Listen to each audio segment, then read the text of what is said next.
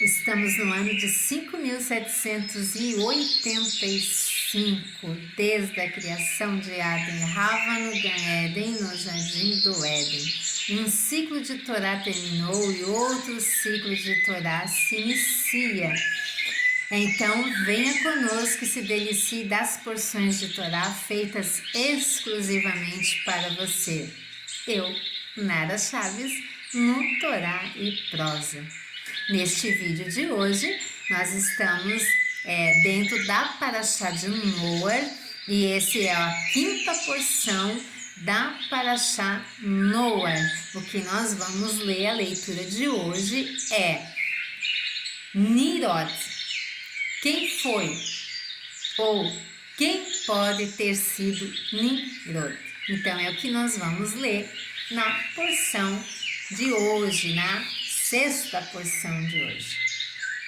Diversos intérpretes ao longo dos anos têm tentado identificar Nimrod como figuras históricas conhecidas como Tukulti-Ninurta, um rei assírio durante o período dos juízes bíblicos, ou com divindades da Mesopotâmia, tal como Ninurta, o deus guerreiro e o patrono da caça, como parte de um mito de caça de várias criaturas fantásticas e derrotá-las ou matá-las.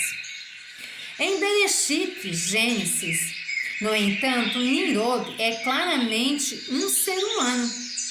Em vez de herói divino, mesmo semidivino, a tradição do nosso povo, a tradição judaica da língua mãe, tardia, ocasionalmente aceita pelos pais da igreja, imaginou-o como o construtor da torre de Babel, ou Babel, e a origem da idolatria. Mas essas ideias não têm nenhuma base no texto. A extensão do seu reino no sul da Mesopotâmia para o norte da Mesopotâmia corresponde ao crescimento do Império I, conhecido na história da dinastia de Agade, governado por Zargão e Naram-Sin, cerca de 2300 a.C. Entre o maior dos heróicos reis da antiguidade, o reino de Nimrod teria incluído Erechim, Uruk, cidade onde está Gilgamesh, origem da famosa epopeia de Gilgamesh, o que também reinou na região, e um dos centros mais antigos e maiores da cultura suméria. A terra de Nimrod. Nimrod, o poderoso caçador diante do Eterno, aparece apenas em Bereshit 10, do versículo 8 ao 11. No primeiro anterior ao dilúvio, lá ele é identificado como fundador de muitas cidades da Mesopotâmia, incluindo a Babel e Nínive. Então, ele apropriadamente pôde representar qualquer império mesopotâmico da antiguidade. A tabela das nações começa com as tribos de Efet, ou Jafé. Não só porque Jafé era o mais velho dos filhos de Noar, mas também porque aqueles eram as nações mais afastadas do centro da geopolítica de Israel. Que país é sempre colocado no centro da geografia das sagradas letras da Bíblia. As indicações em detalhes se relacionam com o Hamid, as nações maiores, com os egípcios, os cananeus e árabes, e especialmente com as façanhas de Nimrod, a figura sombria atrás da construção de Babel. Ele observa a separação dos povos semitas dos outros descendentes de Noa e presta especialmente atenção à linha messiânica, o que levou a Abraham. Em sua soberania, tal como se manifesta no capítulo 10, o Eterno moveu Efet e seus povos para o norte, de onde se espalhou para o oeste, para a Europa, e para o leste e para a Índia. Ele moveu as nações Hamite para o sul e deu a área central para Shem, coroando tudo isso em uma data posterior, dando a Israel a terra mais central de todas. Os 3 grandes continentes da África, Ásia e Europa, todos chegam a um ponto de apoio estratégico comum no território, prometeu a Abraão entre o Eufrates e o Nilo. Nimrod começou a ser poderoso na terra, isto é, ele se tornou um herói. Ele permitiu que os homens se libertassem dos grilhões da verdadeira religião e que os ligava ao Eterno. Ele era um poderoso caçador diante do Eterno. A palavra traduzida diante pode ser traduzida como contra em algumas versões. Ele fez companhia com espírito de desafio e com óbvio sucesso. Nimrod era um ramita, sem dúvida. As pessoas do seu tempo olharam para ele como um campeão, um dos que poderia livrá-los das nações religiosas restritivas mantidas vivas por Sem, o fundador divino da raça semítica. O império de Nimrod foi fundado em Babel, Babilônia, uma palavra semita que significa o portão do Deus, ou em hebraico, na língua mãe, confusão. Após a dispersão das nações, a grande cidade Babel passou a ser governada pelos homens. Onde quer que os homens fossem, levavam consigo o sistema religioso de mistério pagão babilônico. Na época de Nabucodonosor, a cidade cobria uma área vasta de 225 quilômetros quadrados. Como Gilgamesh se compara com Nimrod? Iosefo diz a Nimrod: agora foi Nimrod que os excitou a tal afronta a desprezo do Eterno. Ele era neto de Ram, filho de Noé, homem ousado e de grande força de mão. Ele convenceu-os a não atribuí-las ao Eterno, como se fossem feitos através do seu próprio desejo, mas para crer naquilo que era a sua própria coragem.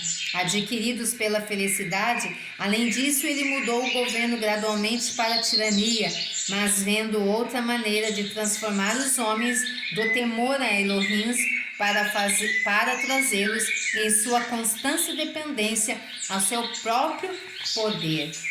Ele também disse que seria vingado pelo Eterno, se ele deveria ter uma mente para afogar o mundo novamente. Para isso, ele construiria uma torre alta demais para as águas não pudessem, e que ele iria se vingar do Eterno por destruir os seus antepassados. O que Joséfo diz aqui é precisamente o que é encontrado nos épicos de Gilgamesh. Gilgamesh se opõe ao Eterno e fez o seu melhor para levar as pessoas a abandonar a ele. 2 dos principais comentaristas da Bíblia, do Tanar, que é a Bíblia, no hebraico, na língua mãe, tem sido a dizer sobre Gênesis 10, 9. Nimrod era poderoso na caça e em oposição ao Eterno,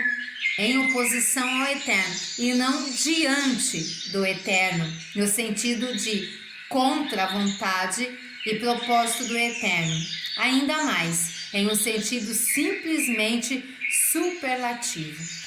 O próprio nome Nimrod vem da raiz marad, ou seja, revoltar-se, o que levaria a uma resistência violenta ao Eterno. Nimrod, como um caçador poderoso, fundou um reino poderoso, e a fundação deste reino é mostrada pelo verbo convav, consecutivo, ter sido o resultado de Suá, intimamente ligado com o estabelecimento de seu reino. Se a expressão o poderoso caçador se refere principalmente à caça no sentido literal, é preciso acrescentar ao significado literal o significado figurativo do caçador de homens. Um caçador de homens por estratagema e vigor. Tornou-se o tirano Nimrod, o caçador, em poderoso caçador de homens de Ker e Delisther, 1975-165. Em fase diante de do Eterno só pode significar um desafio ao Eterno, exatamente como Joséfo e os Targums compreenderam o assunto. Após o dilúvio, em algum momento, houve um afastamento das pessoas do Eterno. Apenas 8 pessoas desceram da arca. Essas pessoas adoravam o Eterno. Elas incluíam Noé, sua mulher, seus filhos e suas esposas. Mas em algum momento, uma pessoa influente se opôs ao Eterno e reuniu todos os outros a seu lado. Eu sugiro que Nirode é o único que fez isso. Caim fez o mesmo antes do dilúvio, estabelecendo uma nova cidade e um novo sistema religioso. A narrativa bíblica, o autor ou escriba provavelmente não escreveu abertamente o nome Gilgamesh para não honrar um traidor. Alguém que se rebelou contra o Eterno, da mesma forma que reis maus tiveram seus nomes trocados na Bíblia, nas Sagradas Escrituras, pois afrontaram o Eterno. O melhor exemplo de troca de nomes é Jorubbaal, que foi mudado para Gideão, a fim de honrar o Eterno e não Baal. Outro exemplo disso é Ishbaal, que foi trocado por Isbosete, o filho de Saul, que queria assumir o poder depois que ele morreu. Ishbaal, homem de Baal, seria um nome que honra a um deus pagão. Isbosete é o nome de que foi dado para desonrar a ele mesmo, pois significa homem da vergonha. Tudo indica que Nirode é realmente Gilgamesh. Portanto, ele não foi um herói bíblico bom, mas sim alguém que, sendo abençoado, acabou por afrontar o Eterno e levar toda uma geração à perdição. A fortaleza de Nirode em Israel. Os desavisados podem ver mapas ou folhetos sobre o turismo em Israel e achar que a grande fortaleza do sopé no Monte Hermon se trata realmente do herói descrito na Bíblia, mas já vou adiantando que não. Este nome da fortaleza é relativamente moderno, mas pelo visto sim está associado à fama do herói bíblico que vivia nas bandas do norte em relação à terra de Israel. A fortaleza de Nirode é excelente exemplo de fortificação medieval, com uma muralha poderosa e grandes estruturas de defesa.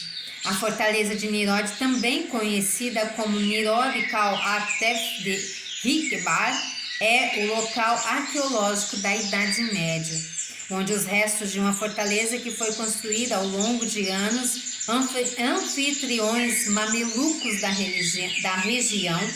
A fortaleza está situada na alta de uma crista estreita de uma altitude de 800 metros acima do nível do mar e pouco mais de 1000 acima do mar da Galileia, ao pé do Monte Hermon, cerca de 6 quilômetros ao sudoeste da Vila de Neve, Ative, em 1.300 metros do norte a leste do riacho Saar. Segundo uma antiga tradição, o Nirode da Bíblia teria sido um homem de grande valentia, que teria vivido nesta região, cujo domínio de seu reino incluía a terra de Canaã ao ocidente e o deserto da Síria ao oriente. Porém, não há indícios arqueológicos ou históricos fora da Bíblia que poderiam confirmar ser este o local de seu domínio. O local foi declarado como Parque Nacional da Fortaleza de Nirode.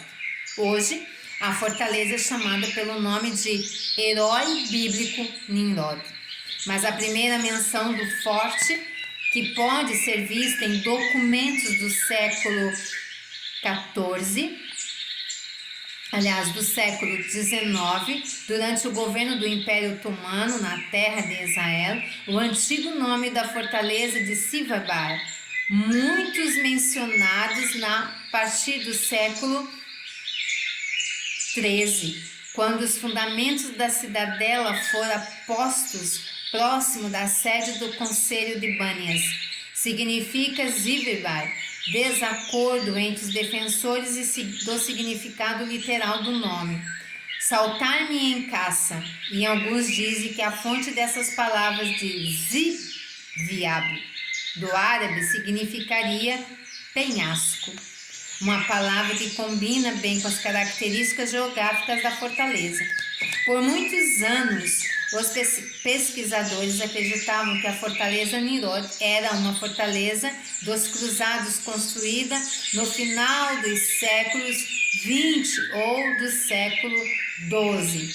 A cidade governada por Ar-Shabibenin do Banias nas proximidades. Estudos recentes têm demonstrado que a fortaleza foi estabelecida pela primeira vez pelo Aybid 100 anos mais tarde, por volta de 1230, como parte das tentativas de defesa contra os governantes de Aybin de impedirem o ataque do Sacro Imperador Alemão Frederico von Hohenstaufen II. A evidência histórica do forte antes desse período são poucas, geralmente formuladas em linhagem vaga que impede a identificação segura. Mas e a estrutura dessa fortaleza? De uma forma geral, alongada e estreita de acordo com a crista do monte em que foi construído, o comprimento de ponta a ponta é de cerca de 420 metros. A largura varia de cerca de 60 metros no ponto mais estreito e 150 metros do ponto mais largo.